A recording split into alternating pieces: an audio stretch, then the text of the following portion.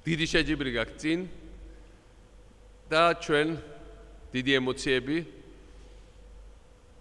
თქვენ მხარდასაჭერად და იმ გამარჯვებების მოლოდინში, რომელიც თქვენ საქართველოს უნდა მოუტაროთ. ერთი რამ უნდა იცოდეთ, რომ არც ერთ სპორტულ დისციპლინაში, სადაც ქართველები მონაწილეობენ, არ უნდა გავიდეთ წინასწარ ასპარეზზე იმ განცდით, რომ შეიძლება წავაგოთ და ვიღაცა ჩვენზე ძლიერია.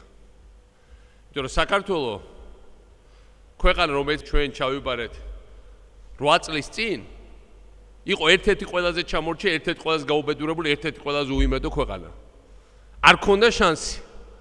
არა ჩვენ თქვით, რომ არავიზე ნაკლები არა ვარ და დღეს ძალიან ბევრი სოფლიოში აღიარებს, რომ ბევრ რაღაცაში, მიუხედავად იმისა, რომ ბევრი პრობლემა გვაქვს, საქართველოს ძალიან მაგარია და პირველ პოზიციებს იკავებს. ასევე უნდა ვიყოთ სპორტში. საქართველოს არის ის მებრძოლი და ქართველი არის ის მებრძოლი, რომელიც ყველაზე გამოვალ სიტუაციაში იპოვის გამოსავალს, ყველაზე უფრო რთულ სიძნელეებს არ შეეპოვება და არასდროს არ დაკარგავს გამარჯვების იმედს და ბოლომდე იბრძოლებს გამარჯვებისთვის. შეასიკვა ყველგან, სადაც ვიბრძოლებთ.